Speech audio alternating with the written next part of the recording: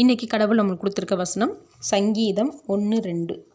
கர்த்தருடைய வேதத்தில் பிரியமாய் இருந்து இரவும் பகலும் அவருடைய வேதத்தில் தியானமாய் இருக்கிற மனுஷன் பாக்கியவான். இந்த வசனத்தை கொண்டு கடவுள் நம்மகிட்ட என்ன சொல்கிறத பார்ப்போம். இந்த வசனத்தில் தேவனோட வார்த்தையில் பிரியமாய் இருந்து அதை தியானிக்கிற மனுஷன் பாக்கியவான்னு சொல்கிறாங்க. தியானிக்கிறதுனா என்னது? மெடிடேஷன் அர்த்தம். நம்ம எல்லாருக்குமே பாக்கியவதையாக வாழணும்னு ரொம்ப ஆசை தான். ஆனால் நம்ம என்ன செய்கிறோம்? எவ்வளவோ நேரத்தை செலவழித்து வேலைகள் பார்ப்போம்.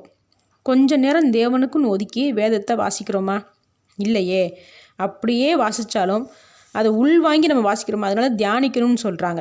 சும்மா வாசிச்சுட்டு போகக்கூடாது, தியானிக்கணும் அப்படின்றத சொல்கிறாங்க. சமையல் கட்டில் வேலை இருக்குது, ஆஃபீஸில் வேலை இருக்குது, ஹோம்ஒர்க்கு நிறைய இருக்குது பண்ணுறதுக்கு. இப்படி நம்மளை பற்றியே யோசிச்சுட்டு தேவனை மறந்து போயிடுறோம். இன்னும் சில பேர் பைபிளை வாசிக்கும்போது குற்ற உணர்ச்சியில் சோர்ந்து போயிடுவாங்க. அதனாலே பைபிள் எடுக்கிறது இல்லை. தேவனோட வார்த்தை நம்மளை குற்ற உணர்ச்சியில் விழ வைக்குதுன்னா இதை விட பெரிதான மன்னிப்பு எதுவுமே இல்லை. எப்போ பைபிள் வாசிக்கும்போது நாம் இந்த தப்பெல்லாம் செஞ்சோமேன்னு நம்ம குற்றவாளியாக உணர்கிறோமோ அப்போதான் மறுபடியும் அந்த தப்பை பண்ண மாட்டோம்.